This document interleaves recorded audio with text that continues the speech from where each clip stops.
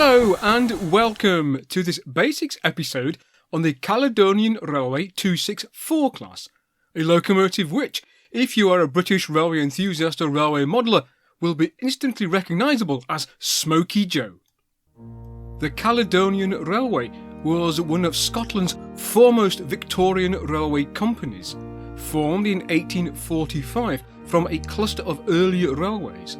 It established itself as an intercity and cross-border railway running between Edinburgh and Glasgow and south into England as far as Carlisle.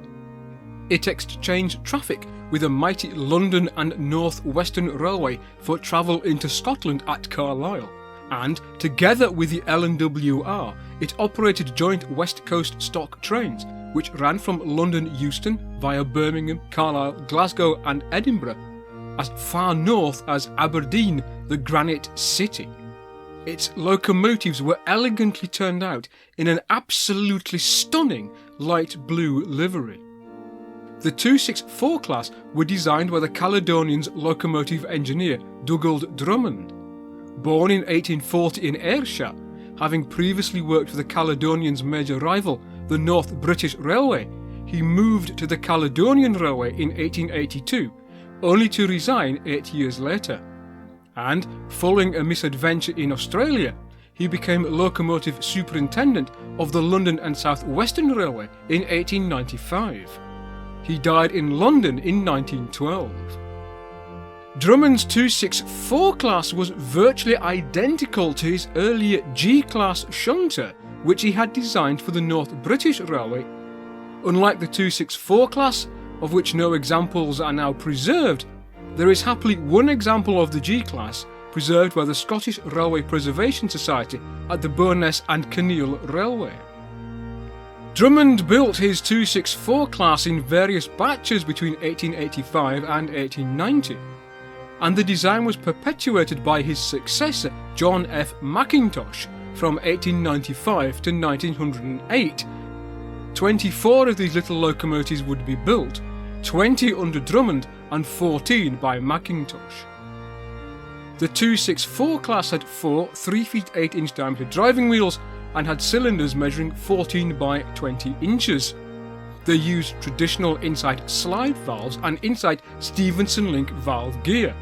Boiler pressure was 140 psi, later raised to 150 psi, making these little engines powerful for their size.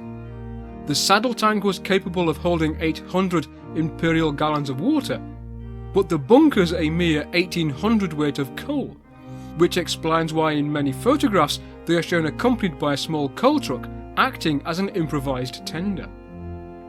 They were nicknamed, as were many other small shunting engines of the Victorian era, as pugs, a term which is an abbreviation of the word pugilist, meaning a boxer, and it probably refers to their small yet powerful frame and perhaps their less than stellar good looks. In 1923, the Caledonian Railway became part of the new London, Midland and Scottish Railway, and as a result many of these mighty little locomotives found themselves working far away from Scotland, including as far south as Crewe Works.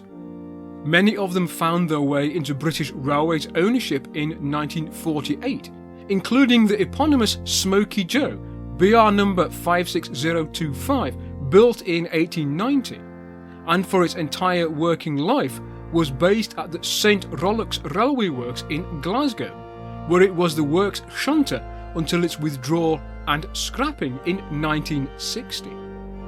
Hornby introduced its famous 264 class model way back in 1980, at first in Caledonian Railway Blue, but from 1983 in simplified form as a famous Smokey Joe, a simple entry-level locomotive which found its way into many train sets or as pocket money locomotives for young railway modellers.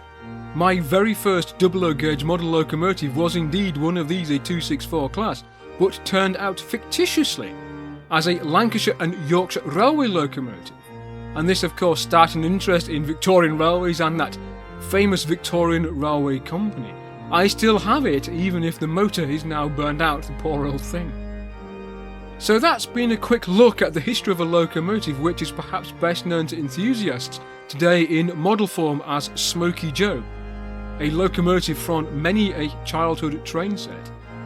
One member of a class of 24 small and mighty shunting engines built in Scotland.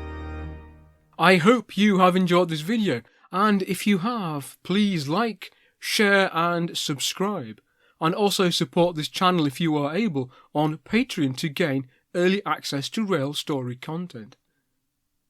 But I would also like to take this opportunity to thank each and every one of you for supporting Rail Story during the last year. It's not been easy getting videos out during the pandemic, so I just want to say thank you to everyone for watching my videos, and for all your informed comments, and for being part of the Rail Story family. So to each and every one of you who have subscribed or are watching this video, I and Ginger the cat would like to wish you all a very happy Christmas and a peaceful New Year. And I look forward to seeing you all next time on Rail Story in 2022.